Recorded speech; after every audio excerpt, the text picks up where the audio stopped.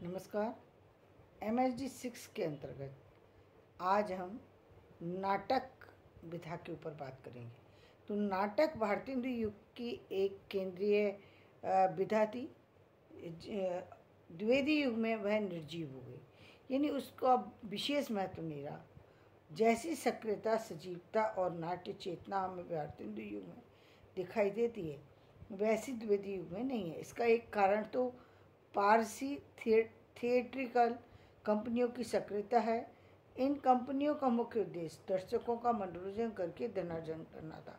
यानी सबसे बड़ी कारण क्या हुआ, इसका नाटक की जो लोकप्रियता वो कम क्यों हुई, क्योंकि जो मतलब सिनेमा जगत का जो है वो स्टार्टिंग हो गई और इन कंपनियों का 1853 ईस्वी में अब व्यावसायिक स्तर पर और 1867 और 69 में व्यावसायिक स्तर पर प्रारंभ हो गया। तो पहली बात तो ये थी कि ये व्यावसायिक स्तर पर नाटक को लेकर के आए। दूसरे, जब तक 1900 तक आने तक 1900 के आसपास तक जो है किसी न किसी तरीके से सिनेमा जगत की तरफ भी आगे लोग बढ़ने लगे थे। इन कंपनियों के नाटकों की साहित्यिकता, युगीन प्रासंगिकता और कलात्मकता से कुछ लेना देना नहीं था। इन कंपनियों के लिए पारसी रंगमंच से प्रभावित होकर नाटक लिखने वालों में नारायण प्रताप बेताब, रघुनंदन प्रसाद शुक्ल, विशंबर सहाय व्याकुल, जनेश्वर प्रसाद मायव, जनेश्वर प्रसाद मायल, तुलसी दत्त, शैदा, हरिकृष्ण जौहर, राधेश्याम कथावाचक आदि के नाम उल्लेखनीय हैं। इन नाटकों का कोई साहित्यिक महत्व नहीं है। जो नाटक इस समय लिखे गए उनका कोई साहित्यिक महत्व नहीं है जो द्विवेदी युग में लिखे गए। इन्होंने हिंदी नाटक में कुछ जोड़ा नहीं। इनमें से कुछ नाटक बड़े लोकप्रिय हुए थे, यानी इन्होंने नाटक को आगे बढ़ाने का काम नहीं किया, बल्कि कुछ अलग तरीके से इन्होंने प्रेजेंट किया। और वो भी एक विशेष बात ये थी, नाटक में एक महत्वपूर्ण बात जो भारतीय हिंदू युग में थी, वो व्यवसायिक बहुत ज़्यादा महत्व नहीं था उसका, मतलब धनार्जन विशेष महत्व नहीं था, समाज को शिक्षा देना विशेष महत्व था, जो कि द्विवेदी युग में आकर वो काफ़ी हद तक समाप्त हो गया था। इनके नाटकों का कोई साहित्यिक महत्व नहीं है। इन्होंने हिंदी नाटक में कुछ जोड़ा ही नहीं। इनमें कुछ के नाटक बड़े लोकप्रिय हुए थे, जैसे विशंबर साहेब व्याकुल का, बुद्धदेव, जनेश्वर प्रसाद मायल का सम्राट, चंद्रगुप्त, राधेश्याम कथावाचक का वीर अभिमन्यु।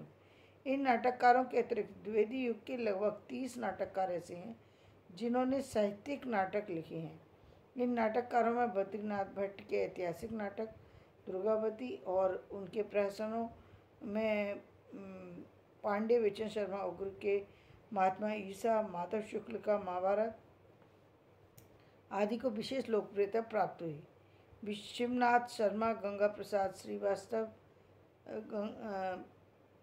मैत्री शरण गुप्त, माखन लाल चतुर्वेदी, विशंबर नाथ शर्मा, कौशिक, सुदर्शन, प्रेमचंद आदि ने भी नाटक लिखे, जिनमें से माखनलाल चतुर्वेदी के कृष्णार्जुन युद्ध को छोड़कर अन्य किसी नाटक को विशेष सफलता नहीं मिली।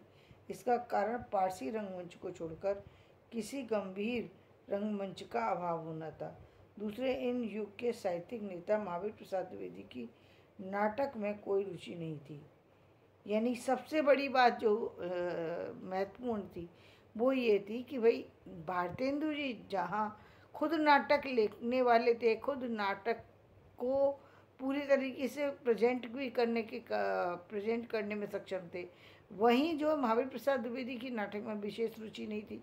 और दूसरे, वो नाटक जो है दूसरी तरीके से आने लगे, और उस समय जितने भी नाटककार लिख रहे थे वो भी भारतीय हिंदू जी की तरह चतुर कहें तो उतने चतुर और उतने प्रवीण नहीं थे। इसलिए वो 20 साल का समय ऐसा था जहाँ नाटकों का जो स्थान जहाँ नाटकों का ऊपर जाना चाहिए था, वो नाटक का जो विधा थी, नाटक की जो विधा थी, वो कहीं नीचे आ गई। तो ये उन्होंने बताने की कोशिश की है। अब हम कल इसी द्विवेदी युग के उपन्यास के बारे में बात करेंगे। ये हम कुछ सूक्ष्म में आपको जानकारी दे रहे हैं, बहुत डिटेल में नहीं दे रहे हैं, कुछ थोड़ी सी सूक्ष्म में दे रहे हैं, जो खास खास चीज़ें हैं उनके बारे में हम बता रहे हैं। तो ध्यान रखें कि ये सारी जानकारी सिर्फ आपको जानकारी देने के हिसाब से दी जा रही है, बहुत ज़्यादा इसमें डिटेलिंग करके मैंने आपको नहीं बताया है। तो बहुत सारी डिटेल इसमें अलग से रह जाती है। आप सभी जानते हैं 20 साल एक लंबा वक्त होता है, लेकिन हम लोग सिर्फ आज भी हम यदि देखें हैं तो नाटक या किसी भी विधा में यदि 2000 से लेकर 2020 तक के ही 2022 तक की हम बात करें, 2022 तक के ही यदि हम सारे लोगों को लें तो उन्होंने बहुत लिखा है, लेकिन कुछ ही चीज़ें जो हैं वो सामने आ पाती हैं। बाकी सब चीज़ें कभी पन्नों में दब के रह जाती हैं, कभी लोगों तक पहुंच करके ख़त्म हो जाती हैं। कुछ ही लोग होते हैं जो चर्चित रह जाते हैं। विशेष बात ये, जो चर्चित रह जाते हैं वो तो अमर हो जाते हैं। जो लोग चर्चित नहीं हुए, अब कारण कोई भी हो सकता है, कारण ये भी हो सकता है कि कोई चीज़ आई और उस समय लोगों ने उस पर ध्यान नहीं दिया। बहुत सारी चीज़ें जो अक्सर आपने देखा ही है कि जो नाम चर्चित होते हैं आदमी उस पर तो ध्यान चला जाता है, जो चर्चित चेहरे नहीं होते उस पर ध्यान नहीं जाता। तो कई बार विशेष चीज़ भी उस समय छूट जाती है।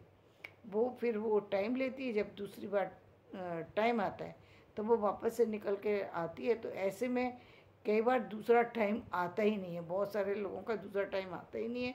तो वो चीज़ कहीं दूर चली जाती है, जो चीज़ उन्होंने बहुत महत्वपूर्ण, बहुत अच्छी या बहुत ही मन से लिखी थी। तो बहुत सारे से और इस समय तो जो 22 साल का समय, इसमें तो हम बराबर ही कहते आ रहे हैं कि हर व्यक्ति को लिखना चाहिए। तो मुझे लगता है कि हज़ारों की तादाद में, लाखों की तादाद में जो है लेखक और कवि इस 22 साल में हुए हैं, उनमें सिर्फ वही लोग ही चर्चित हैं या वही लोग लोगों की नज़र में जो कुछ लोग विशेष रूप से मंच पर पहुंच चुके हैं।